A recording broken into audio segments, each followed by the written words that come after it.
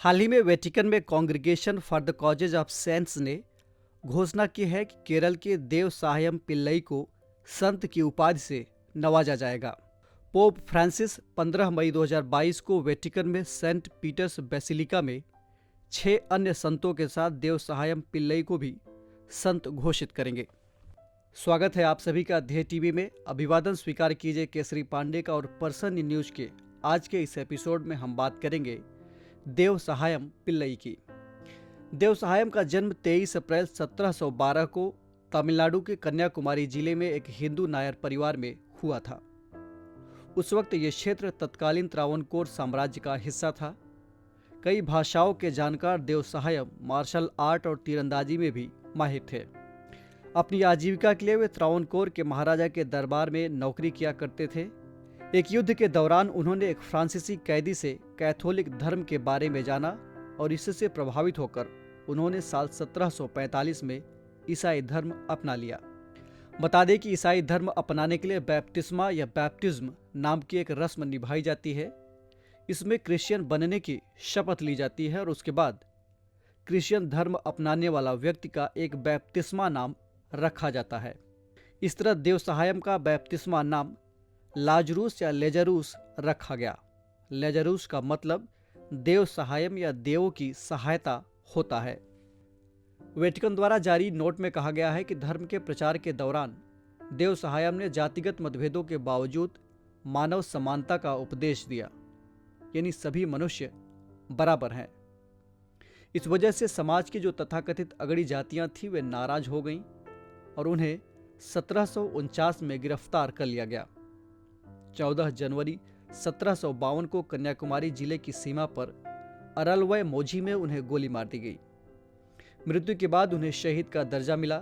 उनके जीवन और शहादत से जुड़े स्थल तमिलनाडु के कन्याकुमारी जिले के कोट्टार में हैं। देव सायम को उनके जन्म के 300 साल बाद 2 दिसंबर 2012 को कोट्टार में धन्य यानी ब्लेस्ड घोषित किया गया था। बता दें कि ईसाई धर्म में संत की उपाधि पाने की एक पूरी प्रक्रिया होती है, जिससे होकर भावी संत को गुजरना होता है। माना जाता है कि मृत्यु के बाद ये संत स्वर्ग में चले जाते हैं और वहां से गॉड यानी भगवान का काम करते हैं। संत की उपाधि देने से पहले ये देखा जाता है कि क्या मृत्यु के बाद उस व्यक्ति के नाम पर कोई चमत्कार हुआ है। इस तरह कम से कम 2 चमत्कार होने जरूरी होते हैं। चमत्कार को उदाहरण के जरिए समझाएं तो किसी गंभीर रोगी का अचानक ठीक हो जाना चमत्कार माना जा सकता है।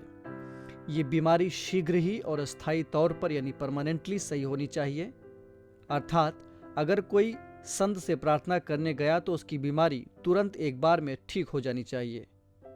साथ ही इसका कोई मेडिकल एक्सप्लेनेशन नहीं होना चाहिए। इसके लिए पहले डॉक्टर्स जांच करते हैं और उसके बाद ईसाई धर्म के धर्माधिकारियों द्वारा जांच की जाती है। इसके बाद पोप की अनुमति से ब्लेस्ड यानी धन्य की पदवी दी जाती है, जो संत बनने की दिशा में ही एक अगला कदम होता है। आखिरी चरण में रोमन कैथोलिक चर्च के प्रमुख पोप द्वारा इस महान व्यक्ति को संत की उपाधि दी जाती है। संत घोषित करने की प्रक्रिया को कैनोनाइजेशन कहते हैं। गौरतलब है कि धर्म के लिए शहीद होने पर एक ही चमत्कार में संत घोषित कर दिया जाता है। चूंकि देव सायम को शहीद का दर्जा मिला हुआ है, इसलिए उनके एक चमत्कार पर ही ये प्रक्रिया आगे बढ़ाई जा रही है। वे भारत के पहले ऐसे आम व्यक्ति होंगे, आम आदमी होंगे जिन्हें संत की उपाधि से नवाजा जाएगा। अब सवाल ये उठता है कि देव सायम ने ऐसा क्या किया जो चमत्कार की श्रेणी में आ गया।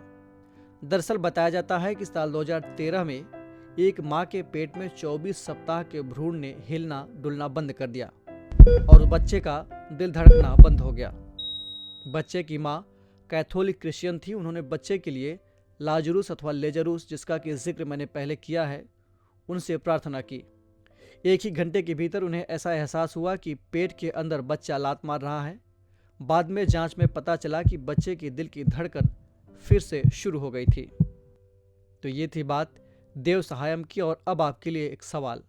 साल 2018 में केरल की एक और महिला को भी संत घोषित किया गया था। आपको बताना है कि उनका नाम क्या है। इस एपिसोड में इतना ही। हम फिर मिलेंगे एक नए कार्यक्रम के साथ। तब तक के लिए इजाज़त दीजिए। नमस्कार।